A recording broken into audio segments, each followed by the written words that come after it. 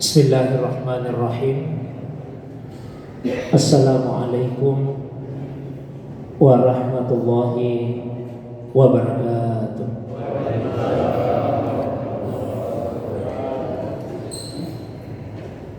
Alhamdulillahilladzi anzala sakinata fi qulubil mu'minin. Wassalatu wassalamu ala sayyidil awwalin wal akhirin, sayyidil anbiya'i wal mursalin, sayyidina wa habibina wa syafi'ina wa maulana Muhammadin wa ala alihi wa ashabihi wa ala man ittaba'an nur alladzi unsila ma'ahu ila yaumiddin, amma ba'du. Bapak Ibu hadirin sekalian, jamaah subuh yang semoga dirahmati, dimuliakan oleh Allah Subhanahu wa taala. Alhamdulillah, segala puji tentunya hanyalah miliknya Allah Subhanahu wa taala semata-mata. Allah yang Maha Satu dan Maha Menyatukan. Salawat dan salam semoga tercurah kepada kekasih kita Rasulullah Muhammad sallallahu alaihi wasallam. Begitu pula kepada keluarga, para sahabat dan pengikutnya yang senantiasa istiqamah menghidupkan sunnah Nabi sallallahu alaihi wasallam.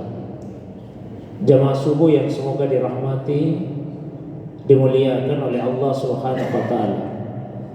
Insyaallah pada kesempatan kajian subuh kita hari ini,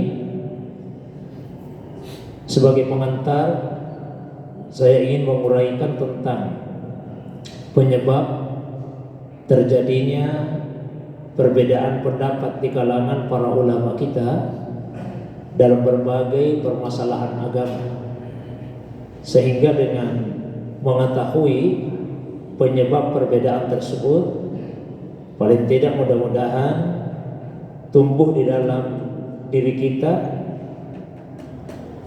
penghormatan, penghargaan terhadap perbedaan tersebut, dan tentu saja kemudian tidak mudah bagi kita untuk menyalahkan pendapat lain yang berbeda dengan pendapat yang kita pilih.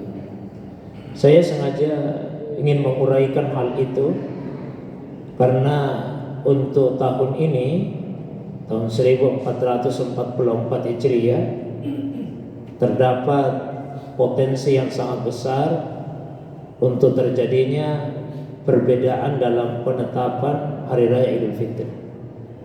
Namun, tidak hanya secara spesifik tentang hal itu, kita ingin sama-sama melihat secara lebih luas apa-apa saja sebetulnya faktor-faktor yang menyebabkan terjadinya perbedaan pendapat di kalangan para ulama.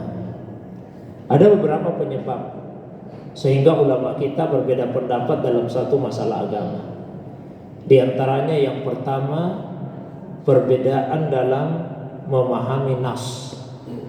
Apakah itu nas Al-Quran atau hadis Nabi Sallallahu Alaihi Wasallam.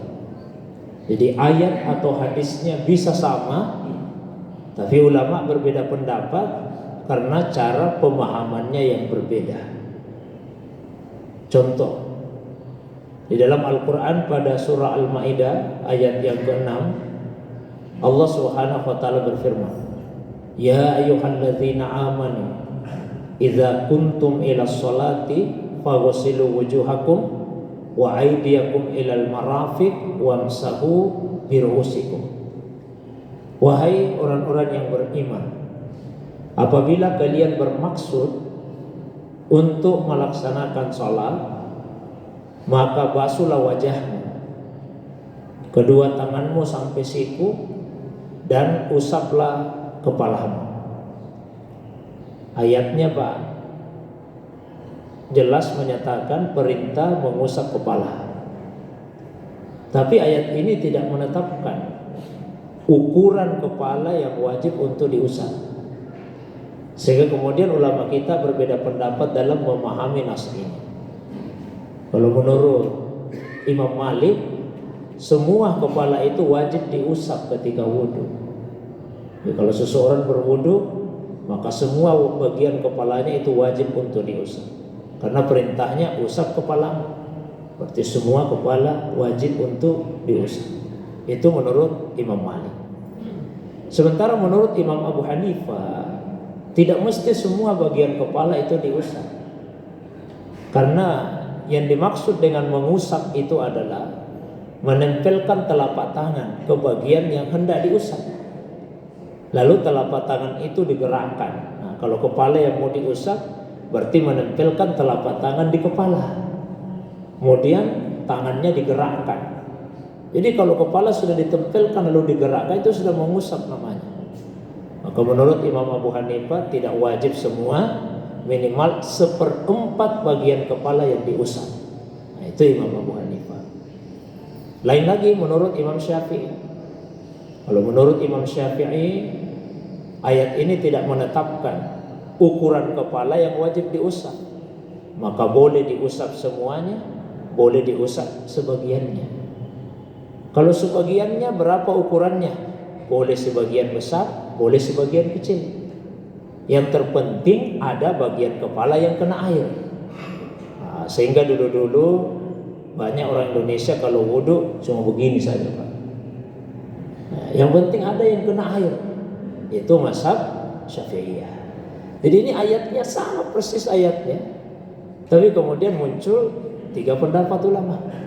Karena perbedaan di dalam memahami nas. Itu faktor pertama. Kemudian penyebab yang kedua, mengapa ulama kita berbeda pendapat dalam satu masalah agama?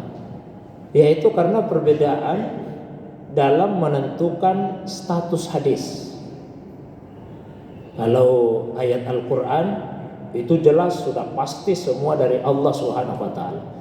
Jadi apa yang terdapat di dalam Al-Quran itu yang terdiri dari 114 surah, 6.000 lebih ayat, itu semua sudah pasti dari Allah Subhanahu wa taala. Tapi kalau apa yang diklaim sebagai hadis yang tersebar di dalam berbagai kitab-kitab hadis, oh itu belum tentu benar-benar berasal dari Nabi Shallallahu Alaihi Wasallam. Maka kemudian perlu diteliti. Nah, hasil penelitian ulama terkadang berbeda. Ada yang setelah meneliti satu hadis memberikan penilaian, ini hadisnya sahih. Ada yang mengatakan hadisnya dhaif. Karena beda kesimpulannya, maka berbedalah ulama tersebut dalam satu masalah agama. Sebagai contoh misalnya tentang salat tasbih, hadisnya ada dan banyak hadisnya, tapi status hadisnya diperselisihkan oleh ulama. Ada ulama yang menyatakan bahwa hadis-hadis tentang salat tasbih itu maudhu, hadisnya palsu, sehingga tidak mengamalkan salat tasbih. Ada yang hanya mengatakan bahwa hadisnya dhaif, hadisnya lemah. Ada yang mengatakan hadisnya hasan. Bahkan ada yang menilainya sebagai hadis yang sahih. Misalnya di dalam sebuah hadis diriwayatkan bahwasanya Rasulullah SAW pernah menyampaikan kepada pamannya Abbas, "Ya Abbas, ya Amma, wahai Abbas, wahai pamanku, ala u'tika, ala amnahuka, ala ahbuka, ala af'alu bika asara khisal." Wahai paman, maukah engkau saya kasih sesuatu, saya beri sesuatu, saya hadiahi sesuatu, saya ajari 10 hal. Iza fa'alta zalik, apabila engkau melakukan itu, maka ghafarallahu dzambak, Allah akan ampuni dosamu. 10 jenis dosa. Dosa yang pertama, dosa yang terakhir, dosa yang terdahulu, dosa yang akan datang, dosa yang kecil, dosa yang besar, dosa yang dilakukan dengan sengaja, dosa yang dilakukan karena lalai, dosa yang diperlihatkan terang-terangan, dosa yang disembunyikan. Lalu diajarkanlah untuk melaksanakan salat tasbih. Nah, ini penyebab yang kedua, Pak. Perbedaan dalam menilai status hadis. Karena hadis itu beda dengan Al-Quran. Kalau hadis mesti ada sanadnya, ada mata rantai yang menghubungkan antara seorang muharrij itu yang menghimpun hadis sampai kepada Nabi Sallallahu Alaihi Wasallam. Taruhlah misalnya Imam Malik, ya, mesti ada yang menghubungkan antara beliau dengan Nabi. Misalnya Imam Malik menerima dari gurunya yang bernama Nafi', ya, Nafi' menerima dari gurunya Abdullah ibn Umar, Abdullah ibn Umar menerima dari Nabi Sallallahu Alaihi Wasallam. Atau misalnya ya, ulama hadis yang paling populer Imam Al-Bukhari, ya, beliau misalnya menyatakan haddatsana Muhammad bin Al-Musanna, saya tahu hadis ini dari guru kami yang bernama Muhammad bin Al-Musanna. Qala haddatsana Abdul Wahab As-Saqafi, ia berkata bahwa dia tahu dari gurunya yang bernama Abdul Wahab As-Saqafi. Qala haddatsana Ayyub, ia berkata bahwa ia tahu dari gurunya yang bernama Ayyub. An Abi Kilabah, dari Abi Kilabah. An Anas, dari Anas. An Rasulullah SAW, dari Rasulullah sallallahu alaihi wasallam, annahu qala, Nabi bersabda, salasun man kunna fihi wajada halawatal iman. Ada 3 hal yang apabila dimiliki maka seseorang akan merasakan manis iman, dan seterusnya dan seterusnya. Jadi mesti ada sanadnya, ada mata rantainya. Nah, ini penyebab yang kedua. Kemudian penyebab yang ketiga, mengapa terjadi perbedaan pendapat? Karena perbedaan ulama dalam menilai hadis yang bisa dijadikan sebagai dalil. Ya, misalnya konkretnya saja, apakah hadis itu bisa diamalkan atau tidak?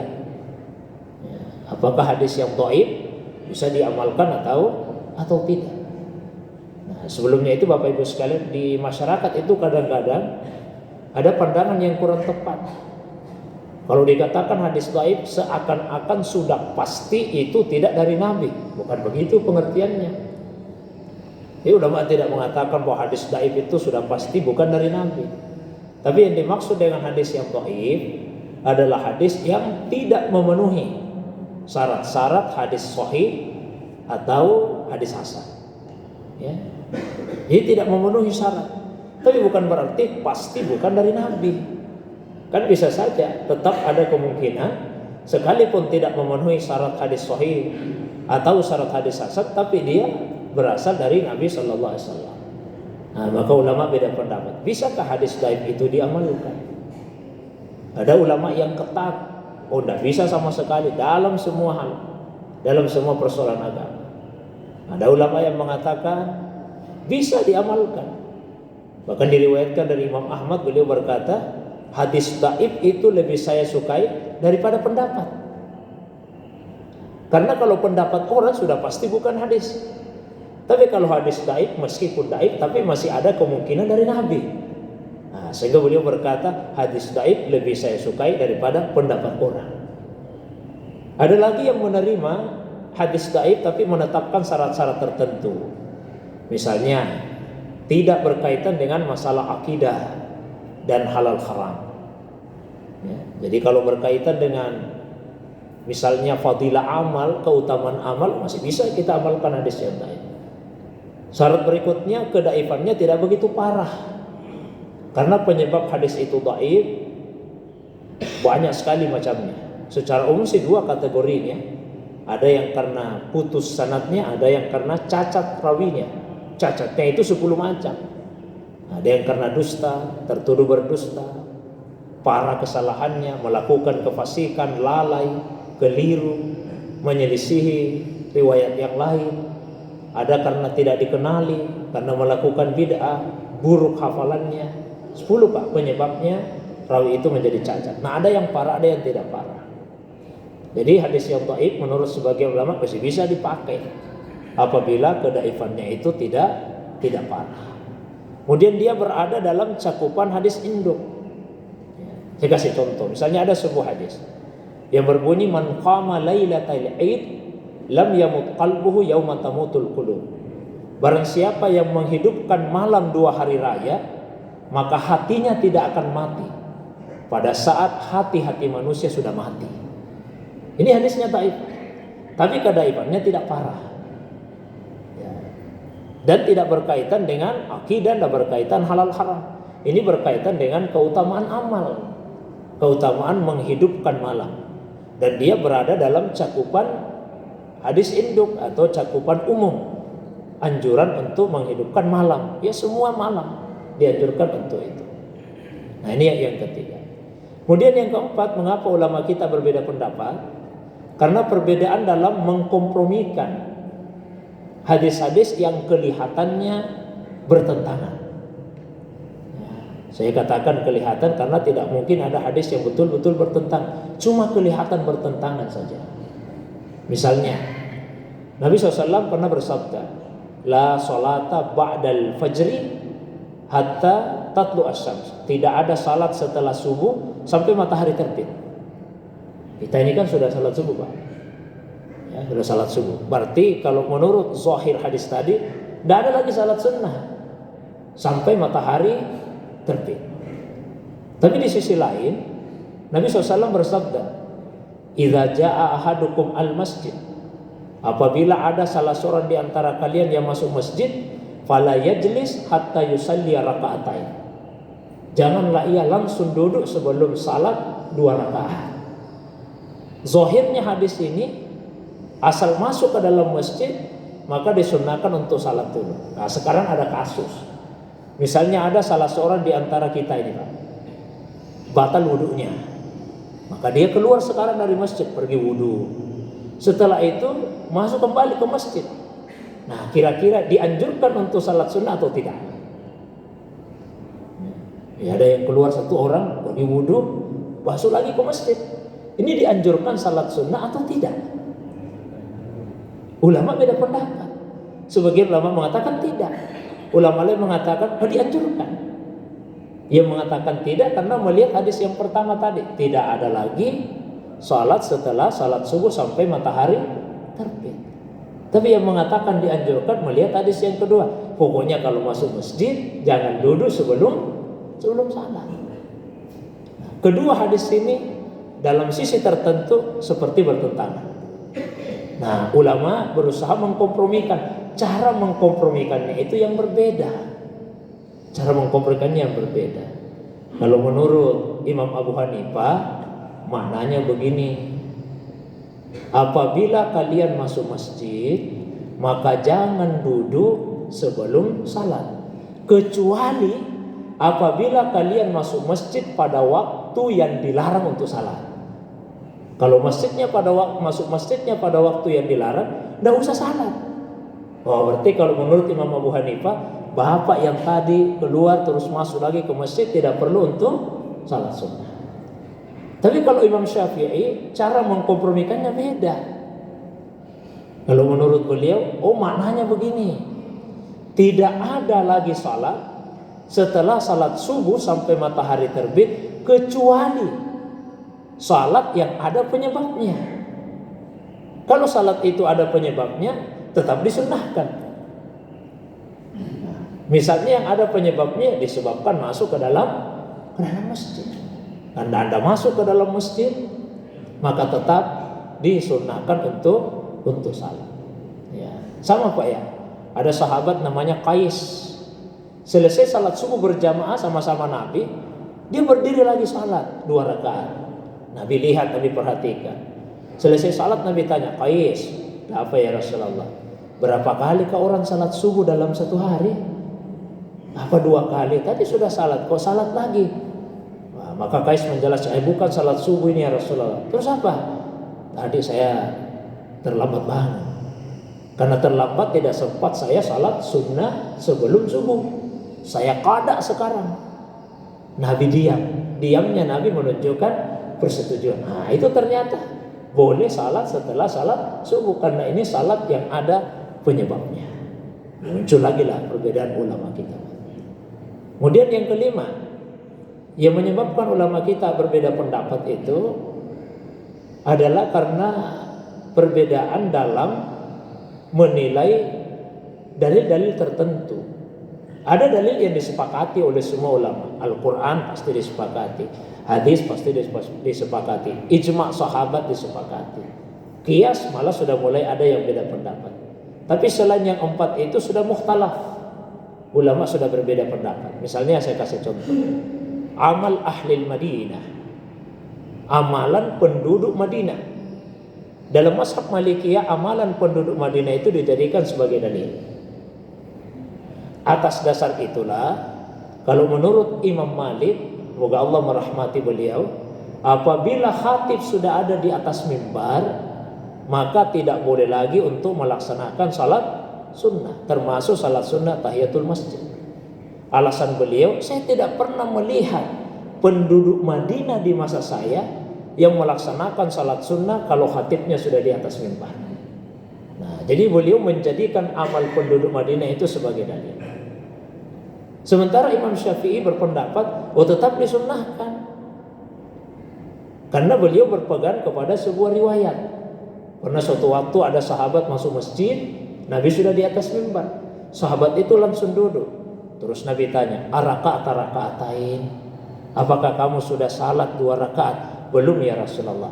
Kata Nabi, kum warka raka'atain.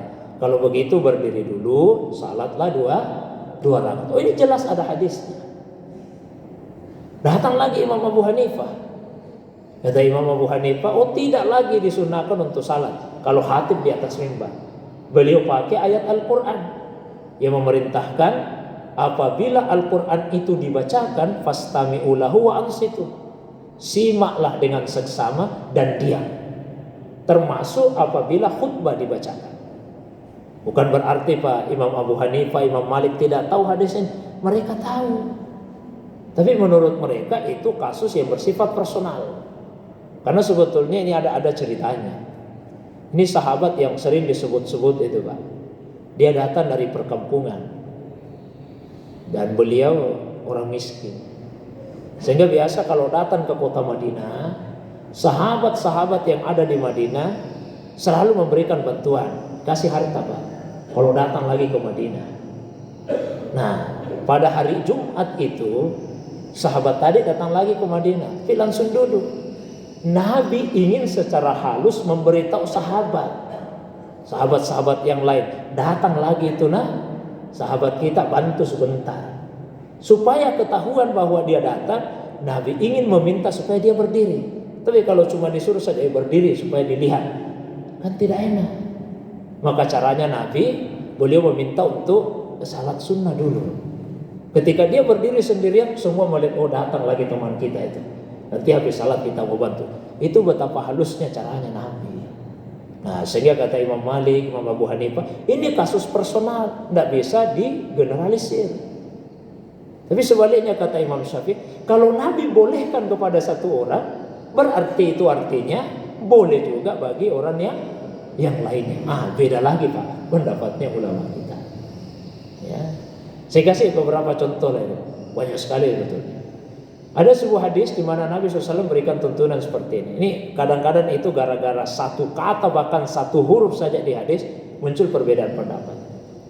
Misalnya Nabi SAW pernah bersabda, idza sami'tumul iqamah, kalau kalian mendengar suara iqamah, famsu ila salati bis sakinah, berjalanlah kalian menuju ke tempat pelaksanaan salat dengan penuh ketenangan. Wala tusri, tidak usah tergesa-gesa, tidak usah terburu-buru, tidak usah lari-lari. Kita di jalan terdengar iqamah, udah biasa-biasa saja, tidak usah lari-lari. Fama adraktum fasallu, bagian apapun yang kalian dapati dari salat, kerjakanlah. Wa ma fa'atakum, yang kalian tidak dapati. Nah, ini ada 2 riwayat. Satu riwayat bunyinya fa'atimmu, sempurnakan. Riwayat kedua bunyinya faqdu, qadalah. Jadi sempurnakan dengan qada. Dari kata yang berbeda, satu kata yang berbeda ini muncul 3 pendapat ulama. Dalam kasus bagaimana caranya orang yang terlambat menghadiri jamaah atau masbuk itu menyempurnakan sisa rakaat salatnya. Saya kasih contoh. Misalnya ada seseorang yang terlambat salat maghrib. Dia cuma dapat rakaat pertama saja Pak. Cuma dapat rakaat yang pertama. Setelah imamnya selesai salat, tentu yang terlambat ini masih harus menyempurnakan 2 rakaat sisanya.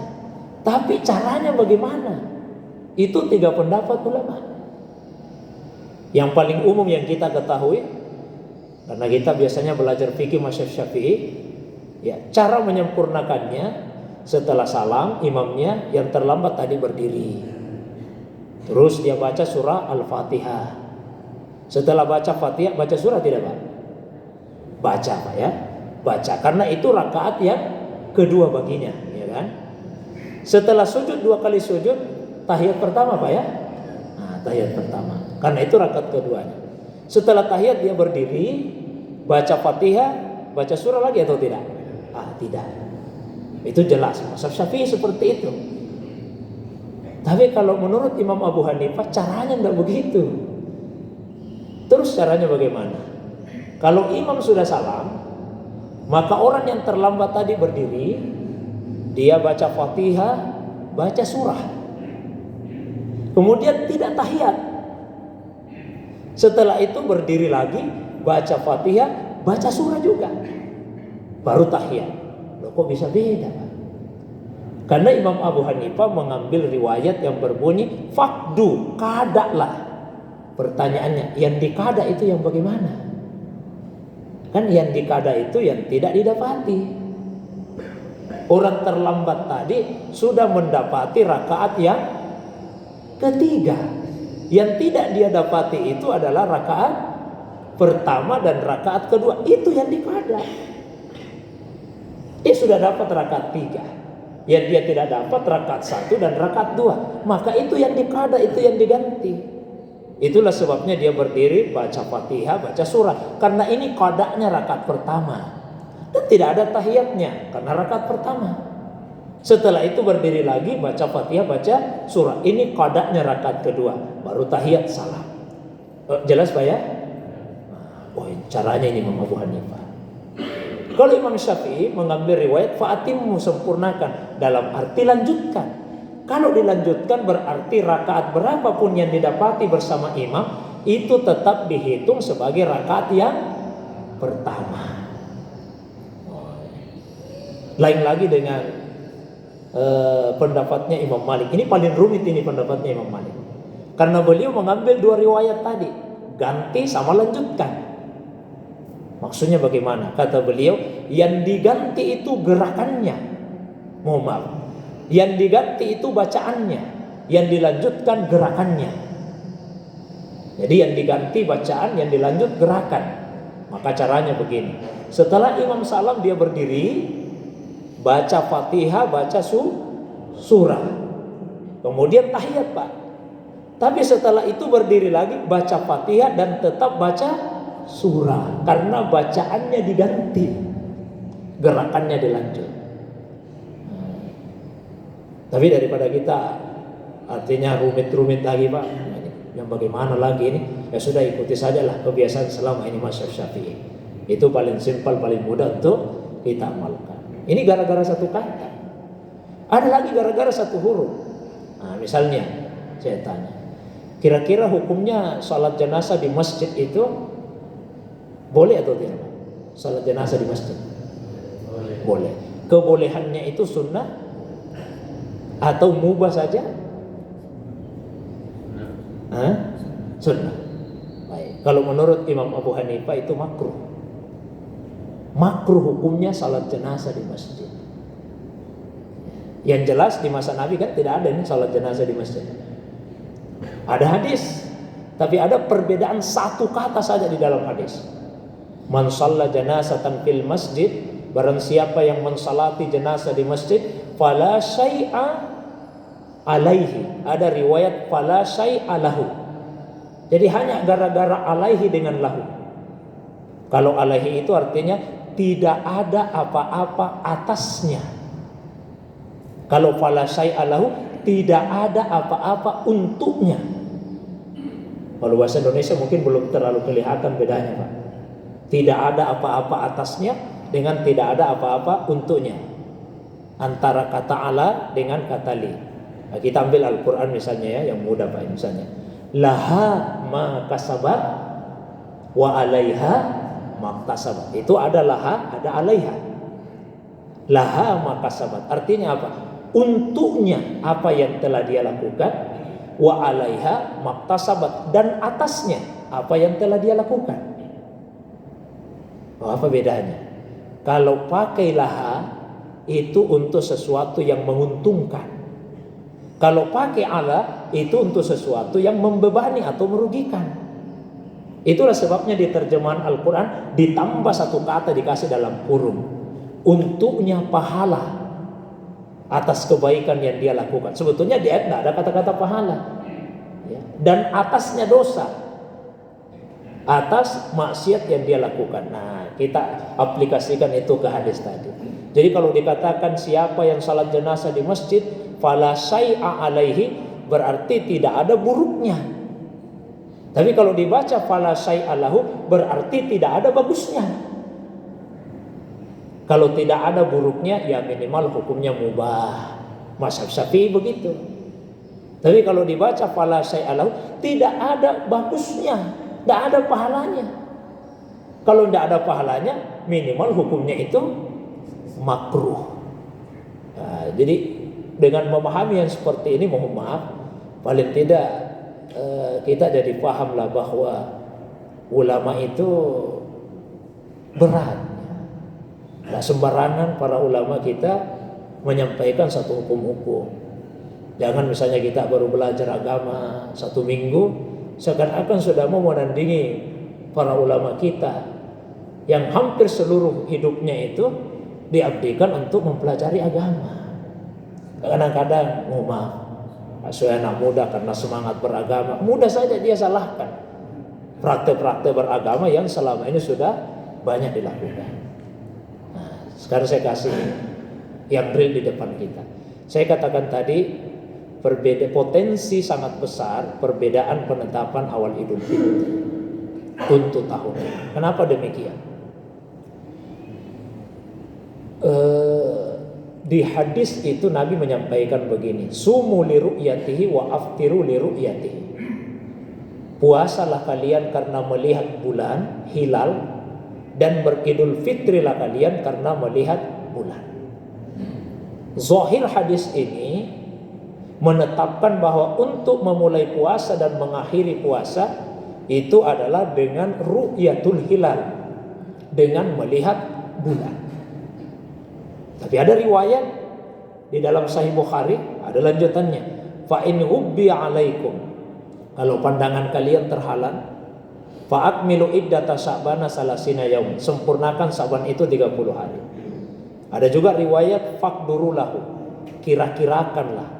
Nah, sebagian ulama memahami kira-kirakan itu maksudnya hisablah, hitunglah dengan perhitungan astronomi. Sehingga muncullah 2 aliran besar, 2 metode yang besar dalam menetapkan awal bulan, antara ru'ya dengan hisab. Ru'ya itu artinya mengamati bulan. Hisab itu artinya cukup dengan menghitung secara astronomi. Saya langsung masuk. Untuk tahun ini, pada hari Kamis tanggal 20 April, Kamis Pak ya? Kamis 20 April terjadi ijtima atau konjungsi. Ijtima itu posisi ketika bumi, bulan, matahari berada dalam satu garis bujur yang sama.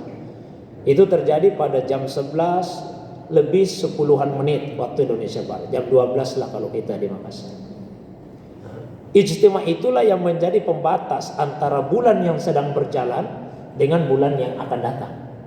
Dalam hal ini antara bulan Ramadan dengan bulan Syawal.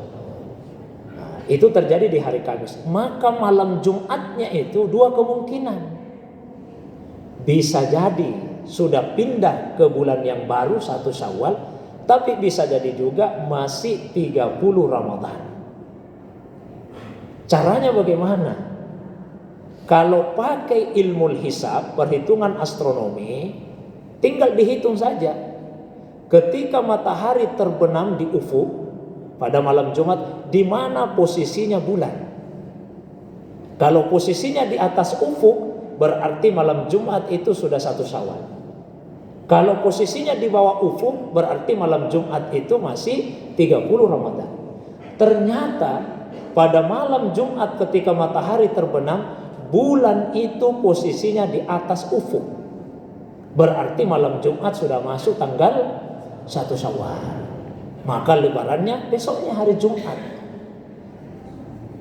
Itulah yang dipegang oleh, katakanlah misalnya Muhammadiyah, yang pakai hisab dengan kriteria wujudul hilal, asal bulannya di atas ufuk. Tapi kalau yang berpegang kepada ru'yah, tunggu dulu. Tidak cukup hanya dengan hisab saja. Kita mesti amati bulan terlihat tidak. Karena di hadis tadi Nabi katakan berpuasalah karena melihat bulan dan beridul fitrilah karena melihat bulan. Tidak dikatakan posisinya di mana, tapi melihatnya. Besar sekali kemungkinannya bulan tidak akan terlihat pada malam Jumat itu, karena masih sangat rendah ketinggiannya, tidak sampai 3 derajat. Biasanya kalau serendah itu Pak, tidak akan terlihat. Jika benar-benar tidak terlihat, maka yang menggunakan ru'yah akan menetapkan malam Jumat itu masih 30 Ramadan. Kalau malam Jumat 30 Ramadan, maka secara otomatis 1 Syawalnya malam Sabtu, maka lebarannya hari Sabtu. Tapi beda dengan hisab. Kalau hisab jauh-jauh hari sudah bisa ditetapkan, karena hanya berdasarkan hasil hitungan. Tapi kalau ru'yah, tidak bisa ditetapkan jauh-jauh hari. Yang namanya melihat nanti pada hari hanya itu. Ini penting juga, karena biasa dia mengatakan, masalahnya Ustaz, pemerintah selalu terlambat mengumumkan. Bukan terlambat. Justru kalau diumumkan sebelum malam Jumat, ini masalah. Kok bisa diumumkan sebelum malam Jumat? Nah, ru'yah itu baru bisa dilakukan pada malam Jumat itu. Sehingga karena ru'yahnya baru bisa dilakukan pada saat matahari terbenam malam Jumat, ya pengumumannya pasti setelah maghrib atau bahkan setelah isya pada malam Jumat tersebut. Tapi sudah bisa diprediksi, kemungkinan besar tidak akan terlihat. Makanya saya katakan tadi potensi, tidak bisa dipastikan Pak. Kan Tuhan bisa saja, biar menurut perhitungan manusia tidak akan terlihat, kalau Tuhan mau memperlihatkan ya terlihat juga. Tapi kalau hitung-hitungan manusia, kalau ketinggiannya seperti itu tidak akan terlihat, maka kemungkinan besar pemerintah akan menetapkan 1 Syawal itu hari Sabtu. Jadi ada yang Jumat, ada yang Sabtu, bahkan ada yang Kamis Pak. Misalnya Naqsabandiyah, Khalidiyah, Jalaliyah yang ada di Sumatera Pak itu. Ini ada juga metodenya. Bukan akal-akalan itu Pak, ada juga metodenya. Berdasarkan hisab qamariyah yang ada di kitab Al-Munji. Jadi cara penetapan awal Ramadan itu 5 hari setelah hari pertama Ramadan tahun sebelumnya. Jadi dilihat dulu tahun sebelumnya, kapan itu awal Ramadannya. Ditambah 5 hari, maka awal Ramadan tahun berikutnya itu pada 5 harinya itu. Tahun ini misalnya awal Ramadannya hari Selasa. Kalau umumnya kita kemarin memulai puasa hari Kamis Pak ya. Naqsabandiyah, Khalidiyah, Jalaliyah itu hari Selasa. Kemudian menurut Thariqah Naqsabandiyah, Khalidiyah, Jalaliyah, Ramadan itu tidak pernah kurang 30 hari. Berarti kalau hari Selasa memulai puasa, hari ke-30-nya itu hari Rabu. Tidak mungkin lewat lagi Kamis, karena tidak ada 31 hari. Maka ada yang lebaran hari Kamis, ada yang lebaran hari Jumat, ada yang lebaran hari Sabtu. Tapi kan semua ada dasarnya. Saya jelaskan ini supaya kita tidak mudah menyalahkan. Ya. Silahkan kita memilih pendapat yang menurut kita lebih kuat kalau kita punya kemampuan untuk memilah-milah dalil. Tapi saya tidak punya kemampuan Ustaz. Ikuti pendapat ulama yang kita percayai. Saya percaya semua ulama. Kalau begitu kita tambah otoritas pemerintah, ada otoritasnya. Hukmul imam yarfa'ul khilaf. Putusan pemerintah itu menyelesaikan perbedaan. Ada yang pernah bertanya, iya pokoknya saya ikuti saja. Kalau berdosa dia yang tanggung dosanya. Tidak ada urusan dosa di sini Pak. Tidak ada urusan dosa. Bapak Ibu lebaran hari Jumat, lebaran hari Sabtu, tidak ada urusan dosa. Tidak ada. Karena kalau orang itu beristihad dan dia memang punya kapasitas, tidak ada dosanya. Kalau istihadnya benar, dapat 2 pahala. Istihadnya salah, tetap dapat 1 pahala. Yang berdosa itu kalau kita ini orang awam mau juga beristihad, nah itu baru berdosa. Tidak ada kapasitas kita. Satu lagi saya lanjutkan. Kalau ada di antara Bapak Ibu yang nantinya memilih berlebaran di hari Sabtu, maka itu artinya Bapak Ibu tetap wajib puasa hari Jumat. Nah, biasa dah. Saya tidak puasa masih hari Jumat. Oh, lebaran makin enggak, besok lebaran. Kenapa tidak puasa? Alasannya katanya kalau sudah ada orang yang lebaran tidak boleh lagi puasa. Kalau Anda yang lebaran, ini bukan Anda yang lebaran, orang lain yang lebaran. Anda Idul Fitrinya besok tetap wajib puasa di hari Jumatnya itu. Saya kira itu saja Pak yang ingin saya sampaikan. Mudah-mudahan artinya kalau berbeda tidak usah ribut-ribut. Silakan ikuti yang menurut kita lebih kuat. Tapi tetap konsekuensi hukum itu ya kita perhatikan. Saya kira itu Pak, oleh pengantar. Ada nggak yang mau ditambahkan, mau disusulkan? Kalau tidak ada, kita tutup. Tidak ada ya? Ya baik. Kalau tidak ada kita tutup bacakan doa. Ya? Ada ya? Silakan. Waalaikumsalam.